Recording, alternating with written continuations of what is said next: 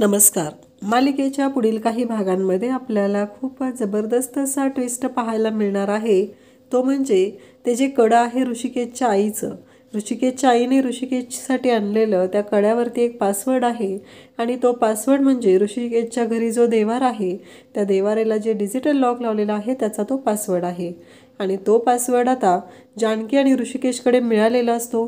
नाना ते सगळ्यांना सांगायचा प्रयत्न करत होते इतके दिवस, पण आता तो पासवर्ड हा नाना स्वतःहून सौमित्रला सांगणार आहेत आणि सौमित्र तो पासवर्ड जानकी आणि ऋषिकेशला देऊन ती तिजोरी खोलली जाणार आहे. तो देवाऱ्याचं जे लॉक आहे ते खोललं जाणार आहे आणि त्या लॉकमध्ये निघालेले जे पेपर्स आहेत ते पेपर्स पाहून ऋषिकेश आणि जानकीचा नानांविषयी सुमित्राविषयी झालेला गैरसमज एका झटक्यात दूर होणार आहे. कारण त्यानुसार घर आणि प्रॉपर्टी सोनं नाणं हे जानकीच्या नावावरती आहे, तर कंपनी ही ऋषिकेशच्या नावावरती आहे आणि ते जे मृत्यूपत्र आहे ऐश्वर्याने बनवलेलं ते खोटं आहे हे सगळ्यांच्या समोर येणार आहे. तर हे सगळं कशा पद्धतीनं होणार हे आपल्याला आजच्या या व्हिडिओमध्ये पाहायला मिळणार आहे. त्यासाठी हा व्हिडिओ शेवटपर्यंत पहा. इकडे हे सगळं कशा पद्धतीनं घडणार आहे, ऋषिकेश जानकी ही गोष्ट कशी ॲक्सेप्ट करतील, त्याचबरोबर सौमित्रला आता ते कडं कसं मिळवावं लागेल हे आपल्याला या व्हिडिओमध्ये पाहायला मिळेल. जानकी आणि ऋषिकेशने ओवीला घरी आणलेलं असतं आणि ते ओवीची काळजी घेत असतात. आता ऋषिकेशने कडं विकलेलं असतं हातातलं, त्यातून पैसे आलेले असतात, ते हॉस्पिटलचे पैसे भरलेले असतात. घरात काही चार किराणा सामानच्या वस्तू आणलेल्या असतात आणि जानकी ऋषिकेशला म्हणते की आता आपल्याला काम कुठे मिळत नाही, तर आपण त्याहीपेक्षा एक गोष्ट करूया, ते म्हणजे मी घरगुती जेवण बनवून विकायचं काम सुरू करते. ऋषिकेश म्हणतो की चालेल आणि त्याच वेळी तिला काही थोडंसं काम मिळतं. आजूबाजूला जी काही कॉलेजची मुलं राहत असतात त्यांचे 4 डबे मिळतात आणि मग जानकी त्यांचं जेवण बनवून देत असते. इकडे सुमित्रा नानांच्या रूममध्ये आलेली असते आणि ऐश्वर्याला ती म्हणत असते की मला आत्ताच्या आत्ता सांग की तू काय केलेलं आहेस नानांच्या सोबत, तू चुकीच्या पद्धतीनं का वागलेली आहे, हे सगळं ती विचारत असते. तेव्हा ऐश्वर्या म्हणत असते की मी काही केलेलं नाही आहे. नाना मात्र ऐश्वर्याकडे बोट करत असतात, म्हणत असतात की ऐश्वर्या तिने माझा हात पकडलेला आहे, तिने मला त्रास दिलेला आहे. नाना प्रत्येक वेळेस ऐश्वर्याकडे बोट करत आहेत आणि बोलत आहेत. हे ऐकून सुमित्राला मात्र खूप मोठा धक्का बसलेला असतो. सुमित्रा म्हणत असते की मला कळतच नाही आहे. तेव्हा ती ऐश्वर्याला विचारते एवढं सगळं झालेलं आहे तरीही नाना तुझं नाव का घेत आहेत. तेव्हा ती म्हणते की नानांना असं वाटत असेल जानकी बहिणी इकडं आलेली होती, आता काय घडलेलं आहे, त्या दोघांमध्ये काय बोलणं झालेलं आहे ते सांगण्याचा नाना प्रयत्न करत आहेत. पण नाना मात्र म्हणत असतात की नाही, ते नाही. इकडे ऐश्वर्या असं म्हणत असतात आणि तिच्याकडे बोट दाखवत असतात. सुमित्रा मात्र पुन्हा ऐश्वर्याला विचारते. ऐश्वर्या म्हणते की तसं नाही आई, मला त्यांना असं वाटतंय की नानांना असं म्हणायचं आहे की जानकीला धडा शिकवणारी मी एकटीच आहे, त्यामुळं ते माझ्याकडे बोट करत आहेत आणि तिने तिच्या तोंडाला येईल ते बोलून प्रत्येक वेळेस ते नानांचं बोलणं खोडून काढत असते. तिला असं दाखवायचं असतं की नाना काय बोलतायत हे कळूच द्यायचं नाही. तिला चांगलंच माहिती असतं की नाना हे तिच्याकडे हात करत आहेत, तिच्याकडे बोट करून सांगत आहेत की हिने मला त्रास दिलेला आहे, हिने मला मारायचा प्रयत्न केलेला आहे. हे सगळं ऐश्वर्याच्याही लक्षात आलेलं असतं, पण ऐश्वर्या काहीच बोलत नाही. इकडे जानकी ही हॉस्पिटलमध्ये म्हणत असते की हो माझे मिस्टर गेलेलेच आहेत पैसे आणायला, ते भरतीलच पैसे इतक्यातच, मग आम्ही ओवीला घेऊन जाऊ शकतो ना. तेवढ्यात ऋषिकेश तिथे येतो आणि म्हणतो की हो ओवीच्या हॉस्पिटलचे सगळे पैसे भरलेले आहेत, आता आम्ही ओवीला घरी घेऊन जाऊ शकतो ना, तिची तब्येत ठीक आहे ना. तेव्हा डॉक्टर सांगतात की हो तिची तब्येत आता ठीक आहे, तुम्ही तिला घरी घेऊन जाऊ शकता. तेव्हा मात्र ऋषिकेश आणि जानकी आता दोघंही ओवीला घरी घेऊन जायचं ठरवतात. जानकीला खूप भारी वाटत असतं कारण फायनली आपली ओवी बरी झालेली आहे. त्यानंतर जानकी ऋषिकेशला विचारते मला एक कळत नाही आहे की मला सांगाल का तुम्ही ते पैसे कुठून आणले तुम्ही एवढे मोठे. तेव्हा ऋषिकेश हात जानकीच्या पुढे करतो आणि सांगतो की हे बघ कडं विकलं. तेव्हा जानकी म्हणते अहो पार्वती आईंची ही शेवटची आठवण होती तुमच्याकडे, का तुम्ही अशी विकली. तेव्हा ऋषिकेश म्हणत असतो की हे बघ माझ्या आईची शेवटची जरी आठवण असली तरीही आत्ता सध्याला माझ्या मुलीपेक्षा माझ्यासाठी काहीही महत्त्वाचं नाही. कारण माझ्यासाठी माझी ओवी बरी होणं खूप महत्त्वाचं आहे, असं ऋषिकेश जानकीला सांगत असतो. तिला म्हणत असतो की काहीही झालं तरीही मला आता प्रश्न पडलेला आहे की आपल्या ओवीला आता या सगळ्यातून आपण बाहेर काढलेलं आहे, पण पुन्हा ही वेळ तिच्यावर येऊ द्यायची नाही. आज जे घडलेलं आहे ते शेवटचं. मी त्या कामासाठी गेलो नसतो तरी बरं झालं असतं. त्या लोकांनी मला तिथं फसवलं आणि मी तिथून अडकून राहिलो, म्हणून आज आपल्या ओवीवरती ही अवस्था वेळ आलेली आहे. त्यावेळी जानकी म्हणते, पण काही झालं तरी मला आता यांच्या हातातलं जे हे कडं आहे ते सोनाराकडून परत आणावं लागणार आहे. त्यासाठी मी स्वतःला विकायला तयार आहे, असे जानकीचे शब्द असतात. तेव्हा ऋषिकेश म्हणतो, असं काही बोलू नकोस.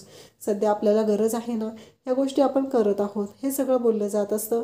आणि जानकीला ऋषिकेश समजून सांगत असतो की एवढं टेन्शन घ्यायची काही गरज नाही आहे. आता आपल्या ओवीला आपल्याला घरी घेऊन जायचं आहे.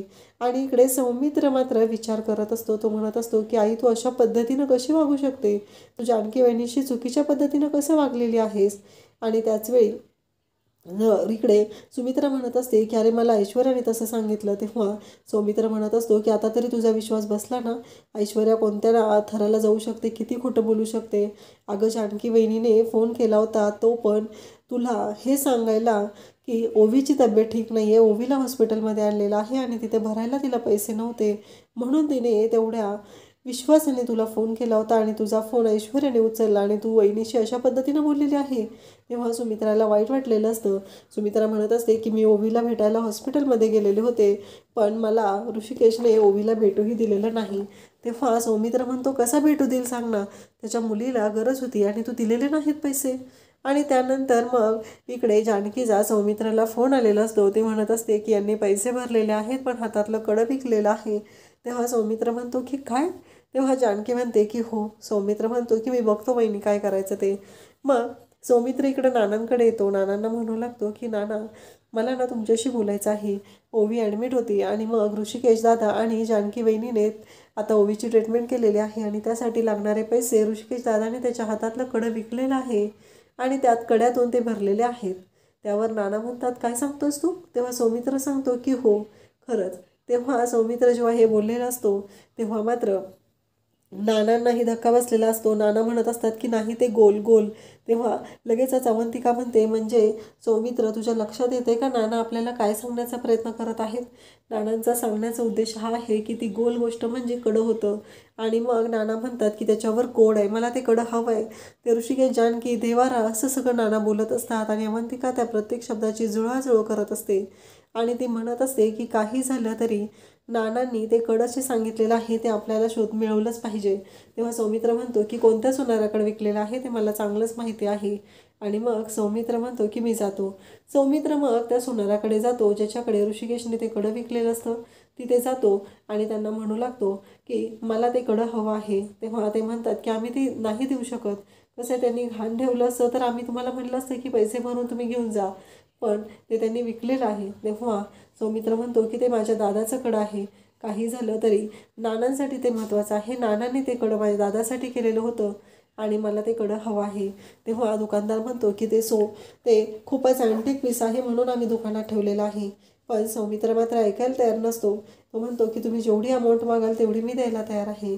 मग नानासाहेब रणदेवेंनी मागितलेलं आहे म्हटल्यावर त्या सोनाराकडे कोणताही पर्याय राहत नाही आणि तो लगेच ते कडं सौमित्राला देतो. सौमित्र ते कडं घेतो आणि घरी येतो आणि मग पुन्हा अवंतिका, सौमित्र आणि नाना एकत्र बसलेले असतात आणि नाना म्हणत असतात की सौमित्र मला हे बघ, हे सांगायचं आहे. आणि मग ते कडं हातात घेतल्यावर सौमित्र त्या कड्याला बोट फिरून पाहत असतो आणि तेव्हा त्याला काहीतरी कोड दिसतो. तो नानांना म्हणू लागतो की हे काय आहे? तेव्हा सौमित्र त्याच्यावरचा कोड लिहून काढतो आणि मग नाना म्हणतात की हा देवारा ऋषिकेश, जानकी आणि लॉकर हे सगळं बोलत असतात. आणि मग सौमित्राच्या लक्षात येतं. नानांनी जवळजवळ सौमित्राला आता सर्व गोष्टी सांगितलेल्या असतात. कशा पद्धतीनं काय होणार आहे हे सांगितलेलं असतं आणि त्याचबरोबर नानांचं म्हणणं असं असतं की सौमित्र काही करून आपल्याला ऋषिकेशकडे घेऊन चल, असं नाना म्हणत असतात. आणि त्याचवेळी आपल्याला पाहायला मिळतं की सौमित्र हे सगळं बोलत असतो, नानांना समजून घेत असतो, नानांशी चांगल्या पद्धतीनं तो बोलत वागत असतो आणि त्यांना त्या गोष्टीची आठवण करून देत असतो की हे सगळं जे काय आहे ते सौमित्र म्हणत असतो की ऋषिकेश दादाचं आहे आणि ऋषिकेश दादाला मिळालंच पाहिजे, हा सौमित्राचा हट्ट असतो. आणि त्यानंतर आपल्याला पाहायला मिळतं की सौमित्र म्हणत असतो की काहीही झालं तरीही आत्ता ऋषिकेश दादाकडे जाणं गरजेचं आहे हा विचार सौमित्राने केलेला असतो. आणि मग सौमित्र ऋषिकेशकडे जायला निघतो. तो ऋषिकेश जानकीकडे येतो. ऋषिकेश दादा असं म्हणतो.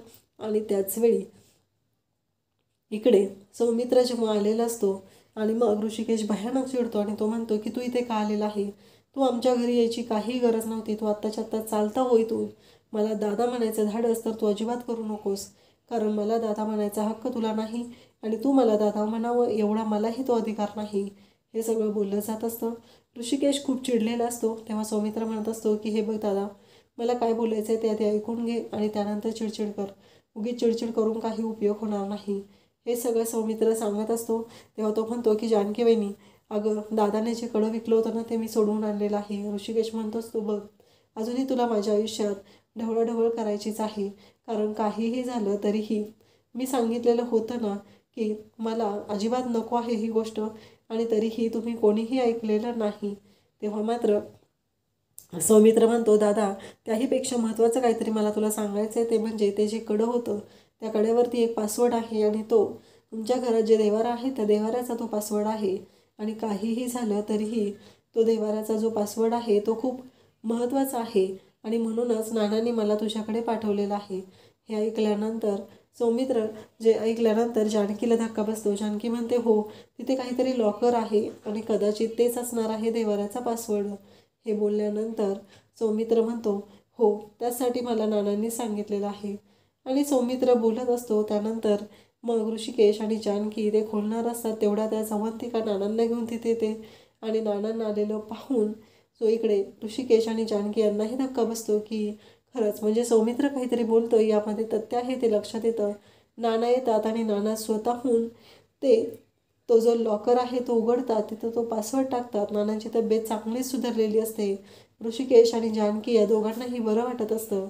आणि त्यानंतर आपल्याला पाहायला मिळतं की नाना हे सगळं बोलत असतात आणि त्याचबरोबर नाना म्हणत असतात की काहीही झालं तरीही आत्ता सध्या जे काय घडलेलं आहे ते सोडून द्यायचं आहे. त्यात पेपर निघतात, ते प्रॉपर्टीचे पेपर असतात. ते बघितल्यानंतर या सगळ्यांना कळतं की काहीतरी वेगळं घडलेलं आहे आणि हे सगळं करण्यामागं कारणीभूत आहे ती म्हणजे ऐश्वर्याने हे सगळं केलेलं आहे असं यांच्या सगळ्यांचं म्हणणं असतं. म्हणजे ऐश्वर्याने ते प्रॉपर्टीचे पेपर मिळवण्यासाठी जो अट्टहास सुरू केलेला आहे तो फक्त आणि फक्त यासाठी केलेला आहे. आणि प्रॉपर्टीचे पेपर हे ऋषीकडे आता तिथे सुखरूप असतात. आता ऐश्वर्या तर रस्त्यावर न रस्ते, परंतु या सगळ्या गोष्टींमुळं ऐश्वर्याची तर वाट लागलेली आहे. नानांनी स्वतः तो पासवर्ड ऋषीला सांगितलेला आहे आणि ऋषीचा झालेला गैरसमज दूर केलेला आहे. अशाच अपडेटसाठी चॅनलला सबस्क्राईब करा. थँक्यू.